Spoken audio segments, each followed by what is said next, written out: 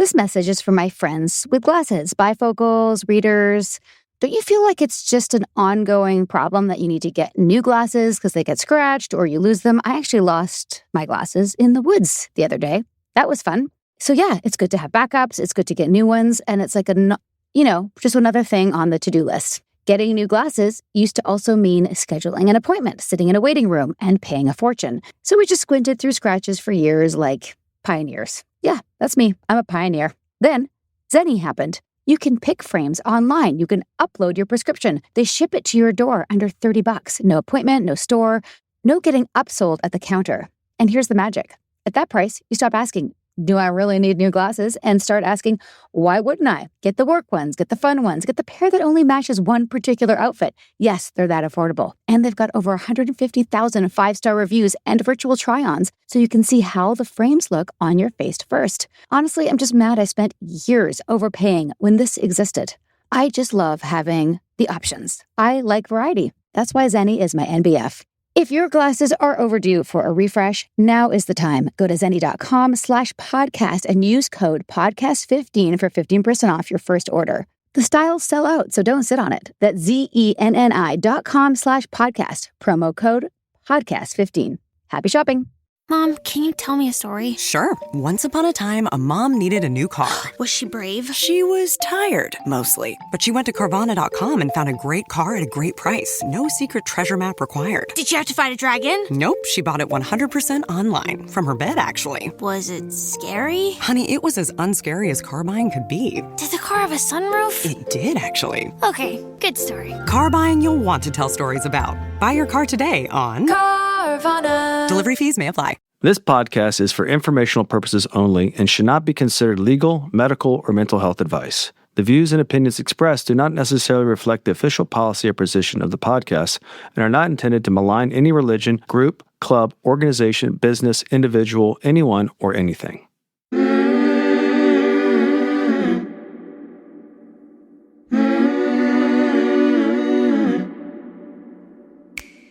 I'm Sarah Edmondson.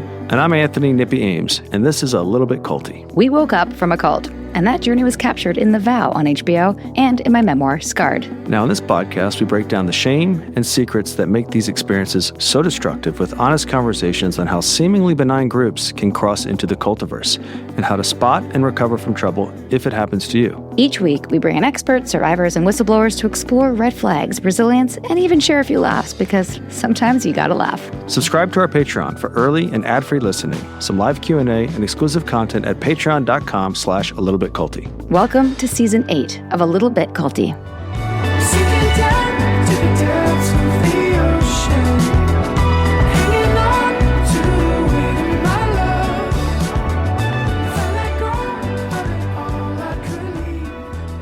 Welcome back, everybody, to this week's episode of A Little Bit Culty. What happens when you leave a high-control group and instead of a soft landing, you get crickets? What if the support you need doesn't exist? Not in your country, not in your healthcare system, and not even in the conversation. In this episode, we're talking with Sam Sellers and Elise Heerde, co-founders of the Religious Trauma Collective, aka the only game in town when it comes to cult recovery support in Australia and Aotearoa, New Zealand. I hope I'm saying that right.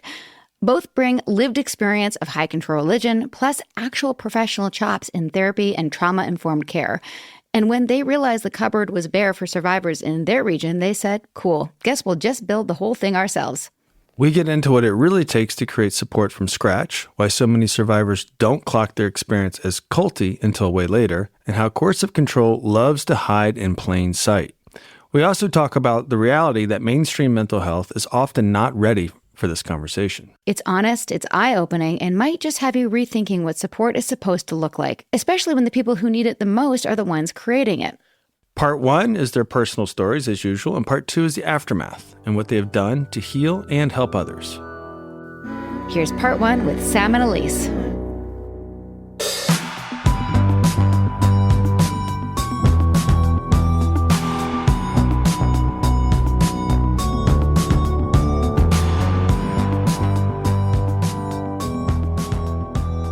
Sam and Elise, welcome to Little Bit Culty. Thank you. We're so happy to be here. So happy to have you here. What time is it right now in New Zealand? we're in Australia. Oh We're my both God, in why did let me Australia. try that again? Shit balls. That's all right. No, mistakes are great. They're human. That's okay. Everybody gets us confused. Just They're as human. everybody confuses as US and Canada, everybody confuses Australia and New Zealand. It's fine. No, I know the difference. I just thought that you were in New Zealand. No, actually, when we met, you didn't know the difference between Canada and the U.S. I had to teach you that. That's true. I didn't know. But listen, We're just exposing all of those things. Mm-hmm. I think what I thought is because we've recently been covering like how many cults are in New Zealand and Australia. It's First of okay. all, like what's up with that? You're a little bit human. I'm a little bit human. Yeah. Sidebar. Yeah. You know that we have a new book out, right? Yes. Yes. Which we'll we make do. sure you get a copy of later. But the printer sent them to us in a box. On the side, luckily the title itself of the book was accurate, a little bit culty, but the box sticker said a little bit cuntly. Which, That's a great title. Yeah, which was a it title really I presented. is. I was like, why don't we just call it a little bit cunty? Well, And Sarah I mean, look, rejected it. I'd read both. It's a little I'd read aggressive. both. Yeah. It's a little aggressive. maybe we'll do a part 2. Anyway, you've reached out to us from Australia, and we think that's great because, we've got to work Was that together. was that your? Yeah, that was was it terrible? That was great. No, it's just I had to check. I had to check. How many people say, what is it about the shrimps on the Barbie? You do that one. Shrimp in the body. Yeah, does that Yeah, like, you're that's like, like- oh, like, buh. That's like, I guess that's our version of America. Like It's not any worse than thinking that everybody rides on kangaroos to school. That was and, Right. and drinks that was Foster's. never Yeah. great. Yeah. Yeah. I had an Australian buddy who rode crew in college, and he's like the Foster's thing. He said Foster's, Australian for stupid, because nobody really drank Foster's down there. And I was like, oh, okay. No. I also just want to know, do Australians actually cook a lot of shrimps on barbecue? Like, how did that come up? Like, who puts shrimps in the barbecue? Wouldn't it fall through the cracks? That's what I want to know. Sarah, I think they go against the I mean, perpendicular. yeah, and I don't think either of us are great to ask because neither of us cook. So we're probably No. not really, Okay. even if they are cooking them, we're not. So Yeah. Right. And I'm not eating them. no, Well, I'm neither. glad that we covered this really important way to information. kick this podcast off strong. Warm up. It's been a minute. But Yeah. you're here for other reasons. You two are experts in another arena, religious trauma. And we're going to get into what you've done with your lives, or as we say in a little bit culty, like turning your shit lemons into lemonade, right? Mm-hmm. How you've turned it all around. But before we get into that, tell us a little bit about yourselves. What groups, religions, cults were you in? And let's start with you, Sam. Tell us a little bit about yourself and what were you born into a religion? Did you choose it? Tell us all about it. Well, I guess it depends on your definition of choice. I was the ripe old age of 12, so I'm not sure that we can make well-informed decisions at the age Correct. of 12. I think that's safe. Yes. So I, joined, I guess is probably the best word. I joined a fairly conservative church at age 12, typical, teenager, lots of emotion. And my high school religious teacher saw an opportunity and took it. And so I landed in a pretty conservative, not the type of church that you would think a teenager is going to fall into, not the sort of loud, happy, clappy Pentecostal flavor. Elise will cover that one, but much more of so a lot of people know the Plymouth Brethren Christian Church or the Exclusive Brethren. I fell into the open, non-exclusive version of that. So we were allowed to talk to other people, but we still had all of the fundamental ideology attached to it. Okay. And so when you signed up at the ripe old age of 12, what did you think you were signing up for? Like, what was your hook? Was it you signing up or was it someone else signing you up? Well, the teacher, you said, right? Yeah. Yeah, I think it was a little bit of both. I grew up with an absent father for the first decade of my life. And then when he came into the mix was incredibly emotionally and psychologically abusive. And so the hook for me was this eternal, omnipotent father, God, who was going to replace the really shitty earthly one that I had. Got it. That sounds It turned great. out that one wasn't great either, but that's, yeah. At the time, that was what was being dangled, and Yeah. that's what it was for you. In hindsight, do you think that's how you were targeted or that's something that you... Yeah, absolutely. I was a sad teenage girl who basically spent most of her lunchtimes crying to the teacher.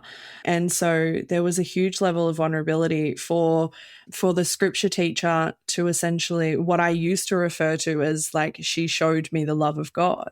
And so she absolutely saw a vulnerability. And I don't necessarily think that she did it with any ill intent, but I think she saw a sad 12-year-old and thought I had the thing that will help fix this for her. That's great. And So her intent was she felt like she was giving you something good. Yeah. And for a while, it kind of was something good for a while. Yeah. So yeah, tell us about that too, because it's important to see like how it gets you. What was good before the red flags? Yeah, I think a lot of it was good. I basically had an instant second family who I was probably closer to than my own family at the time. I had heavy amounts of suicide ideation as a teenager. I firmly believe that being in that community for all its shittiness that came down the track kept me alive as a teenager. And I won't ever, mistake that as like a good thing. And so, there was huge amounts of belonging. There was huge amounts of just connectedness with what I thought was, the beauty of the divine and something bigger and grander and greater than myself. And I liked being able to do all of the things. I have raging ADHD, so having like a million things to do for the community was great until it wasn't. Right. Okay. Well, so it sounds like it was just better than the alternative, right? And you had offered some stability that you didn't have. Yeah. Yeah. At absolutely. 12. Oh my gosh. Yes. Yeah. I mean, it was great to go. Ironically, it was a landing space, and did it like stunt a lot of things like purity culture ideology and conservative worldviews and things like that. Absolutely minimized my worldview growing up, but it wasn't all bad while I was in high school. And okay, so we'll come back to you in a second to find out what high school is kind of a place where the wheels can fall off. And if you're in a conservative atmosphere, I guess, I mean, there's upsides and downsides to conservatism. One of them is your worldview becomes pretty narrow. Yeah. Yes. Yeah, absolutely. Yeah. And we have to like say this on repeat. We're not trying to show the good in order to whitewash, to like. No, but you have to understand. Yeah. It humanizes the decision to be in it. Yeah. And also to show how it happens, right? Sorry, what were you going to say? Yeah. No, I was going to say that on the other side of that, we have to be able to sit with the good and the bad. Nothing is ever all good or all bad. And I think trying to categorize it as one just misses so much in the recovery piece of it as well. Mm-hmm. Yeah. And that was one of the things in our story. We had like in 9 episodes, we had 3 episodes in our documentary that said, this is how these things happen. Yeah. And so if people can't understand how they would make the decision, your story kind of goes to waste because you're not able to really share your wisdom. So that's a vital part in the whole process. And we keep beating this drum also of like the situational vulnerability. The situation you were in with your home life and your clear. It's pretty clear. And we're seeing it even now with like natural disasters, cults sweeping in and providing stability or even a roof over someone's head. It can be the reason somebody joins a community or a collective. Your collective's good. Your collective's good. We're going to be clear on that. We just covered a community was called the Collective, so that's why I had it in my head with Danny Wrench. Anyway, so we're going to come back to you in a second, Sam, and hear about some of the red flags and when things start to go bad. So let's skip to our second guest, Elise. Tell us about what you were part of. Did you join, or were your parents? Were you born into it? Yes, so I was born into it. I was born into a Pentecostal charismatic faith and church, and have always been part of that kind of church, even though I moved around a little bit once I got married. But yeah, very much grew up in that, went through children's church. I was at a public school, but always my mission at the public school was I am there to get people to church. Like my job is to get people saved. And as an extreme introvert with hardly any friends, that was horrific. I grew up with very much the belief that hell was a very real place. That was a place of conscious eternal torment. Was constantly terrified of the rapture happening. I have a whole lot of hell trauma, which is why the first book that I wrote is called Holy Hell, Saved So Hard I Needed Therapy, because that was a real fear of mine, and it was something that kept me in for a very long time. So I ended up in a mega church in Australia, quite high up in leadership. I was running their Bible college in the state that I'm from until things went horribly wrong.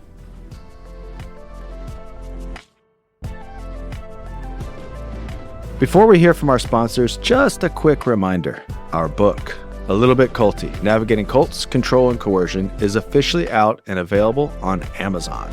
Signed pre-orders have closed, but you can still get your copy today. This book is the culmination of 5 years of conversations, interviews, and research. Everything we've learned about how people get pulled into high-control groups and how to avoid, escape, or heal from them. If you've been listening to the podcast and want a deeper go-to resource, this is it. Available now on Amazon in print and as an ebook for Kindle. And yes, the audiobook is coming soon, narrated by us. Just search A Little Bit Culty and grab your copy. Do it. Thanks, everybody.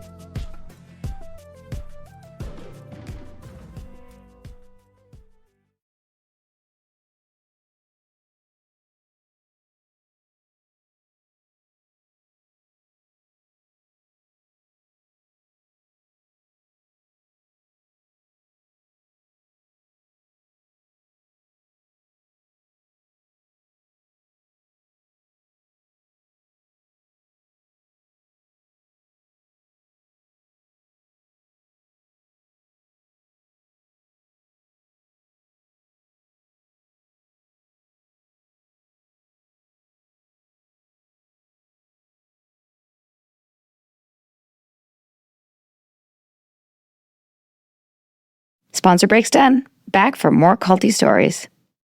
What a cliffhanger. And I realized that, that as you were talking about your Pentecostal church and those beliefs, we didn't do that with Sam. So I was putting a bookmark that, Sam, I want to hear a little bit more about like what the beliefs were. But for Pentecost, for people who don't understand what Pentecostal is, you just explained hell, but what's the overarching like belief and what makes it different from kind of like standard Christianity? Yes, so very strong on things like spiritual gifts, prophecy, being able to hear directly from God. So our church was essentially part of the new Apostolic Reformation. So we believed that there were apostles that were the ones that God would put over the church that would be able to give the direction. So there was a lot of space for leaders to essentially be able to use that to control, to say, well, God has given me this authority. I am now the apostle.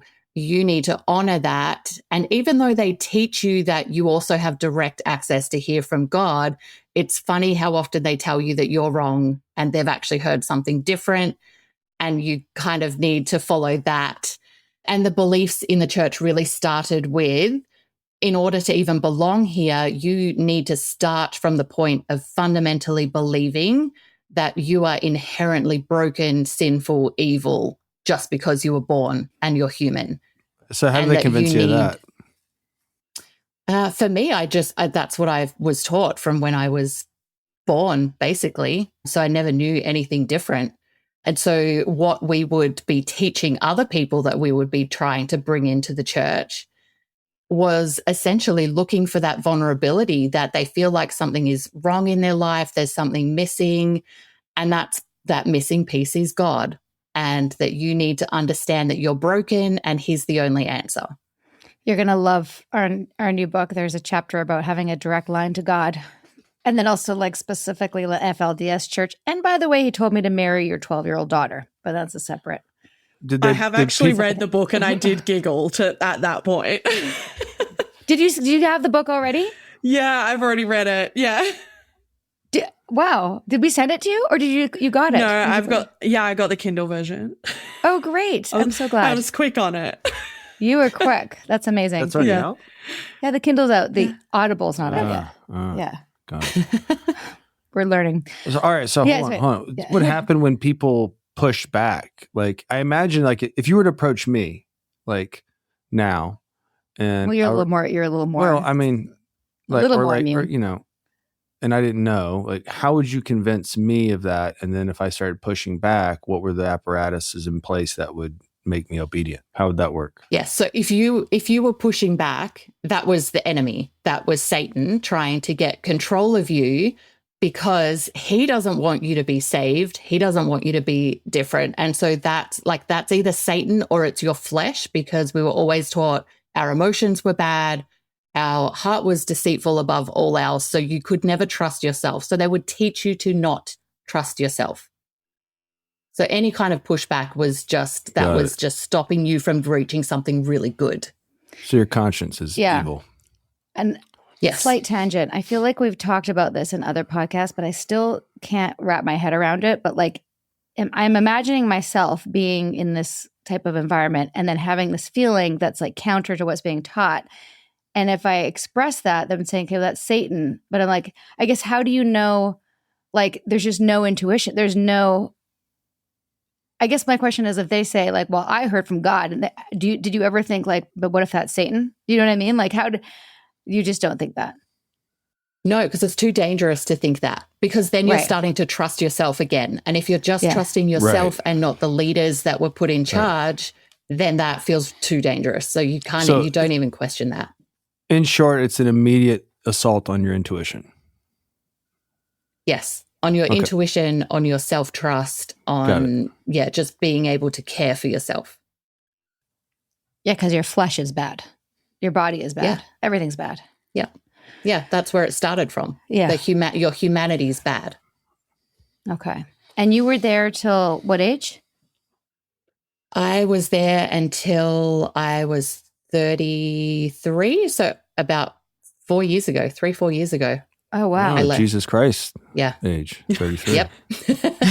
yeah, I know. Elise is our new I was trying to do savior. something right. I've got mad pattern recognition over here. Okay, we're going to come back to figure out how you got out. But let's go back to Sam for a second.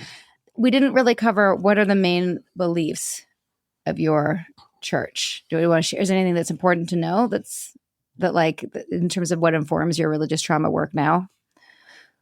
Yeah, I mean, we very much had a literal interpretation of the Bible. It was the inherent inspired word of God. So what it said, like, you took as gospel, literally.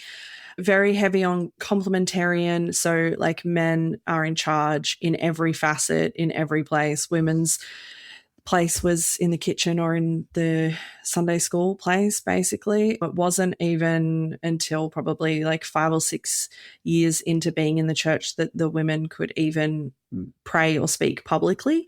And so it was very heavy on male headship. And like, how was that enforced? Basically, it just was. You just knew. It was like I was a part of quite a small church. So on a good day, there was about 100 people max.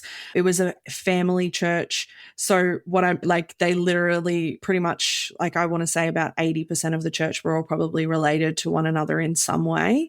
And so they had all grown up in it. It was baked into into the water, basically. And so it was assumed very quickly. You could literally see it. The women barely spoke in public. Only the men were ever up on stage. The only woman that you would have seen in front of the congregation was the woman playing the keyboard. But that was kind of it. And it was because she was the only woman for a good decade who ever played the keyboard. So it was kind of it. Yeah, not hugely, like we had the hell doctrine, but not huge on the rapture, like Elise said. But yeah, big on like very sort of like conservative gender ideology would have been the biggest thing in terms of how they ran their church, was that the men were in charge in every way, shape and form. Got it.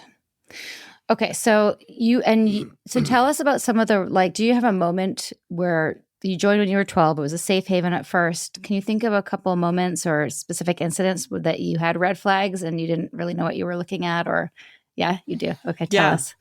The first red flag was probably I did what was known as Year 13, which is not the Year 13 I think you guys are used to, but it was referred to as the Gospel Gap Year with a particular organization. So I basically did some theology courses and went on a mission trip overseas to Fiji. And we had to do a lot of walk-up evangelism while we were over there, which was not something that I enjoyed doing. We had been hammered, unsurprising, but but we had been hammered into us to not drink anything that was not bottled water because you could get sick. You also were just not allowed to say no in this group. If you said no, then there was like your heart was hardened. There was something inherently wrong with you. You were inhibiting the spreading of the word of the kingdom and all of that sort of thing. And I knew that I had walk up evangelism, and I knew that the only way that I was going to get out of that was to be unwell. And so I found myself in a pool the night before, and I thought, I'm in a body of water that is not bottled. And I thought, what better way to get, and I knew that it wasn't necessarily guaranteed, but I was like, what the heck, I'm going to risk it. So I drank the pool water, and then I spent the next 48 hours vomiting violently. And so that was probably the first moment where I went, I like had to physically make myself unwell to be able to get out of something. I couldn't just simply say no here, Right. because I would have been interrogated if I did. So that was probably the first moment of a few. But you had the meta awareness that you did that. Yeah. At the time. Yeah. I just knew that it was the only way that I could get out. And I don't know that I had the language of like, this is really problematic, or this is like really controlling, or anything like that. I just thought, I can't say no, and yet I don't want to do it. So how do I get out of doing it? I was still fears. Like 17. Yeah. Yeah, I was 17 turning 18 at this point. So Sab, you just reminded me of something which happens a lot in the podcast that I'd forgotten about, which is that I didn't like doing our mission statement, our 12-point mission statement. I mean, Nippy was less obedient than me, so he would just like not be there. I would mime it and make fun of it while I was doing it. He was a bit of a class clown. I, however, would hide in the bathroom. Often I was running late, so I'd be putting on my makeup. But my plan would be if somebody would catch me, I would say that I was having like diarrhea or something because I was like hiding in the toilet because I didn't really want to do it.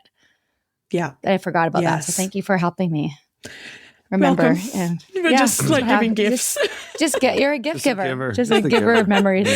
Okay, great. Do you have another one that comes to mind of another moment that was? Yeah, I mean, I can either go with another mini moment or I can go with the moment. Do one more mini and then the moment. Mini moment? We got some Great. time. Yeah. Yeah, a mini moment would be I got taught a specific topic same year, but slightly later in the year. I got taught a very specific doctrine. I had been taught it before. This was not new knowledge, but it was never taught so explicitly as what it was here, which was the doctrine of predestination, which is basically that everything and everyone is predestined by God. And I kind of looked at that and went, well, then what is the fucking point? Like, what is the point of prayer? What is the point of evangelizing? I was in a non-Christian family at the time. And I was having my lecturers say to me that if God has predestined them to hell, then nothing you say and do will ever change that. Like, it is what it is, basically. And I was like, well, then again, what is the point here? Right. And I went back to my elders of the church and went around in circles, and I got very stock standard, God works in mysterious ways, his ways are higher, all of that sort of like jargon. And I was at a particular elder's home, and his wife came over to me and said, why don't we just leave the academic stuff to the men and we'll go and have a cup of tea? Oh. And I thought, absolutely not. And so at that point, it was like a mini moment, but I in that moment was like kind of done. And I was like, I walked out for a 2-year break before I came back. And yeah, I was like, I'm not being a part of something where you essentially want me to have a lobotomy and have no brain. Even cult podcasts need sponsors. Check out these must-haves.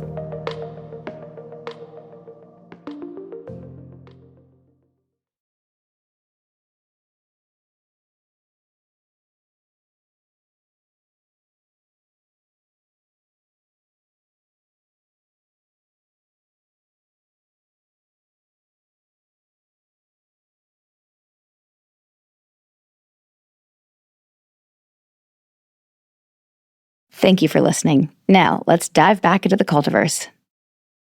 So it sounds like you really felt the disparity between, like, that's just such an inconsistent thing to teach people.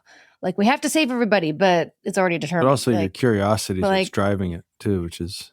Yes. Yeah, like that's a really It's a hard thing. It's a hard thing to squash in people. It's why certain governments don't work. You're squashing the human spirit. Yeah. But it's like that's such a like very specific, not consistent thing to teach people. Like it's just does not make sense if you think about it for even a second. Yeah. No. Yeah. And what did the men come up with when you followed up with them? when you After tea. Yeah, no, I didn't get a chance to follow up with them after that point because, I basically just kept getting word salad and just, circular thinking, just send me. And I think they thought that they could do that because I was just, the lowly woman who would eventually stop asking questions and she'd shut up. And they didn't really know me very well at that point, I don't think. Right. They underestimated you. Yeah. You said that was the mini moment. Tell us about the final straw and in your exit. Yes. So I left for 2 years and then I went back in good fashion 2 years later for probably, I would say, another 2 years where I was all in again. And probably the biggest thing that I haven't mentioned about my story is that I'm queer, and being queer in these spaces does not mix. And did you know this at the time? Yes. So nobody in my community, I originally I identify as like attracted to all genders. And so I used to just sort of lean in more to my attraction to men and was just like, I'll just forget about the rest. Like I can just ignore that. I can just get away. At least I kind of just counted myself as lucky. I was like, well, at least I'm attracted to men. Like that bodes well for me here. Maybe I'll just find a decent guy who will come along and will make that easier for me. That didn't happen. And the way that queer people were spoken about in the church was less than favorable at a minimum, and at times cruel and heavy on like predatory language. And so it was never a safe space to even acknowledge that there was anything that was not heterosexuality completely. So then when I was like mid-20s, I looked across the room at a course that I was doing and immediately was drawn to a woman there and fell in love, and I'm married to her to this day. Oh my goodness. Which is lovely, except I lost everybody because of it in the process. Right. And so 3 months after we started dating, I did what was the right thing to do, which was I went to my elders and I disclosed my relationship like it was something that I had to confess to them. And I had anticipated that I would be stepped down from ministry, and I was, because I was explicitly told that I was not allowed to be around the children anymore because, again, predatory language. And I was then told that if I wanted to be a part of the church, that I needed to have weekly Bible studies with one of the elders to come back into right living and fellowship with them. And I basically said, hard pass, thanks, and Good left. Yeah. Cheers. And yes.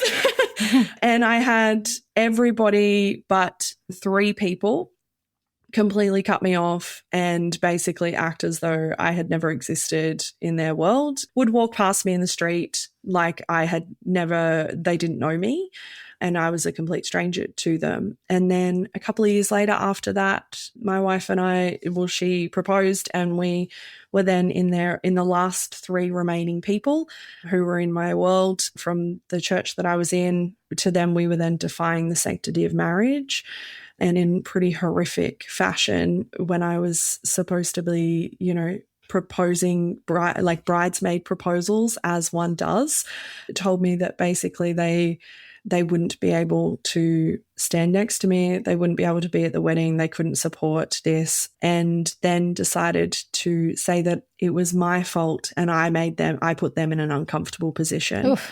Yeah. Fuck them. So, yeah, Sorry. pretty much. They're the victims. Yes. Yeah. Because I should have known. I put them in an uncomfortable position, and they can't do something that is out of alignment with the Bible, according to their version of the Bible. But they can have an inconsistency in their morality, and they're comfortable with it. Yes. Yeah, absolutely. Well, you That's remind them of different, that. obviously. Yeah. Yes. Yeah. You remind them of that. That's so hard. I'm so sorry. That must have been such a betrayal.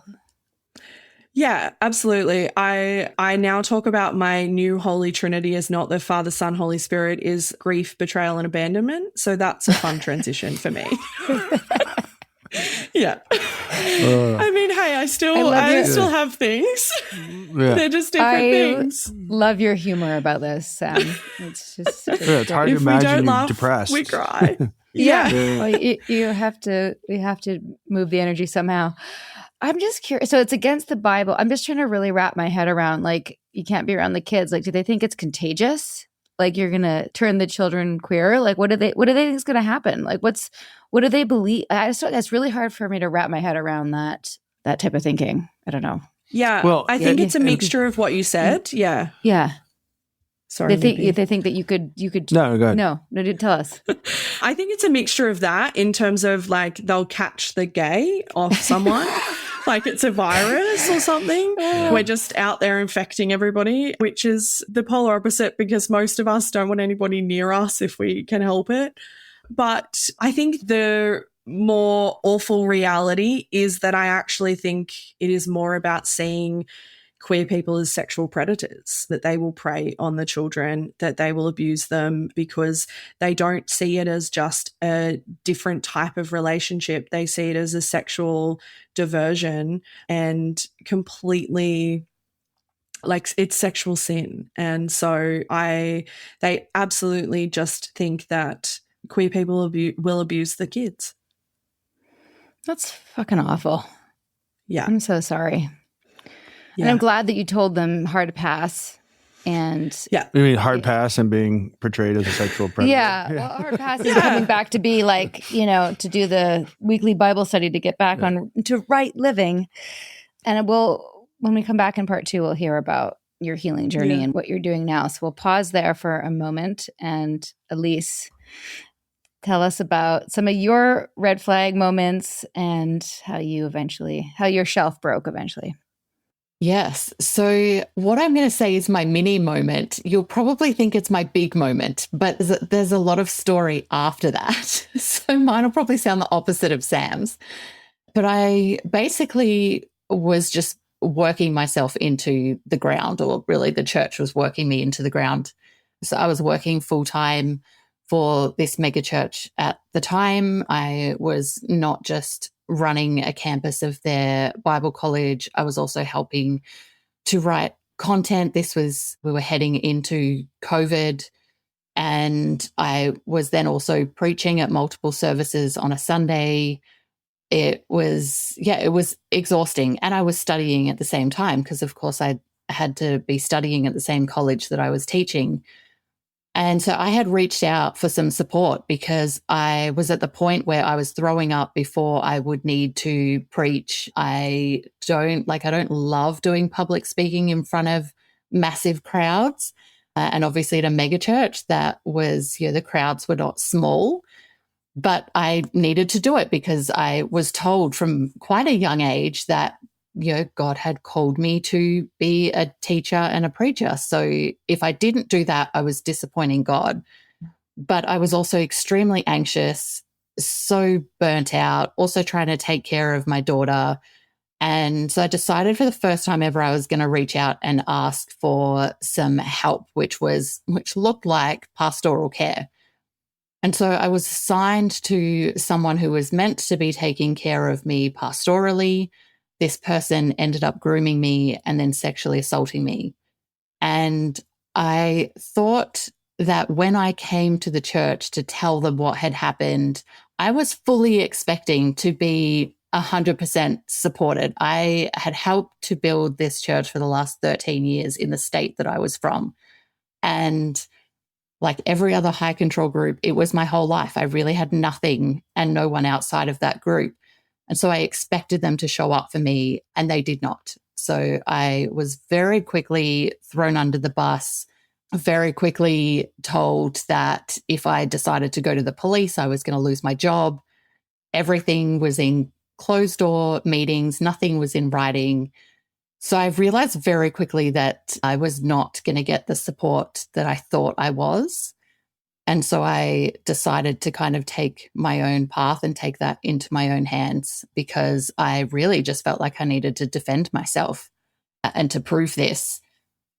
And so I did that, but I really kept quiet for a long time about the way that the church was handling it, because I had essentially just been convinced that I still needed to protect them and I still needed to be loyal.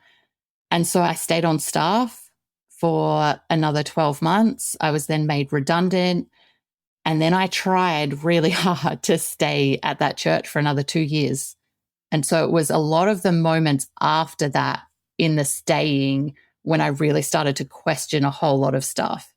And so those moments after that were kind of what became the big moments for me where I couldn't stay. And was there a final moment when you walked away? Yes. Or those? Yes. Tell us about that. Yeah, there were lots of moments that I thought were going to be my final moments, like driving to church and having panic attacks every week because I just couldn't go in. But the actual final moment was a Sunday service where I was kind of sitting through what the normal service was, and I was visibly upset because I was just having all of these same thoughts that I'd had for a long time of going, what are we doing? We're just putting on a show. This doesn't feel right. I don't agree with the words of the songs that we're singing. I can't stomach how we're being told to live anymore. And so I was visibly upset, and I had someone come over to me in the middle of a service and start praying for me and asked for God to show me what my unseen sin was, because there must be something wrong with me. And I needed to be able to identify that. And so I walked out, and as I was walking out, someone stood in front of me and tried to physically stop me from leaving the service. And I had asked them to move. And again, they had used the old, but God has told me you really need to stay in this service. And I managed that time to go, actually, I'm going to leave. And so I walked past them and I went out, and I knew that was the last time that I was going to be in that church. And I went home, and I've never gone back. Just like wow, that. Just like that. In the movie version, I'm picturing just you like also, that after 2 years. Yeah. Yeah. I'm picturing, just for my own satisfaction, you like kneeing them in the balls, or if it's a woman, like just slapping them across the face. I wish. Just for, that extra. The first one was a woman, the second was a man. So I could have done both. You could have just like a little slap and like, fuck you. No, sorry. I just, my, yeah. Make it cinematic. Yeah. Yes. I'm so glad that you left. This is amazing. You two are just incredible. Okay. So dying to know what's on the other side. We're going to take a little break, come back on Thursday, and hear about what you've done with this pain and how you've helped others, and what therapists need to know, what survivors of religious trauma need to know. We'll get into religious trauma, what it is, what it's not. Anything else? Did I miss anything? No. Nope. All right. See you soon for part 2. Sinking down to the depths of the ocean, hanging on to the weight of my love. If I let go of it all, I could leave, but I know I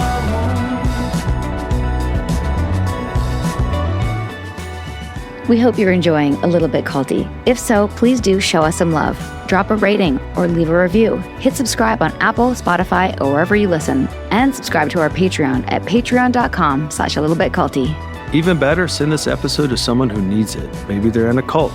Maybe they're just a little bit susceptible. Or maybe they just love a good story. Spread the word, spread the love. Thanks for listening, and see you next time. A Little Bit Culty is a Trace 120 production. Executive produced by Sarah Edmondson and Anthony Nippy Ames in collaboration with producer Will Rutherford at Citizens of Sound. Our co-creator is Jess Temple Tardy. Our production coordinator is Leslie Dinsmore.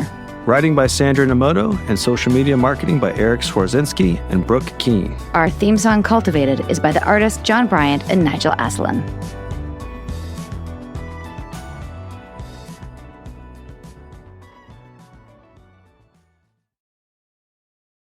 Insurance isn't one size fits all. That's why drivers have enjoyed Progressive's Name Your Price tool for years now. With the Name Your Price tool, you tell them what you want to pay, and they'll show you options that fit your budget. So whether you're picking out your first policy or just looking for something that works better for you and your family, they make it easy to see your options. Visit Progressive.com. Find a rate that works for you with the Name Your Price tool. Progressive Casualty Insurance Company and Affiliates. Price and coverage match limited by state law.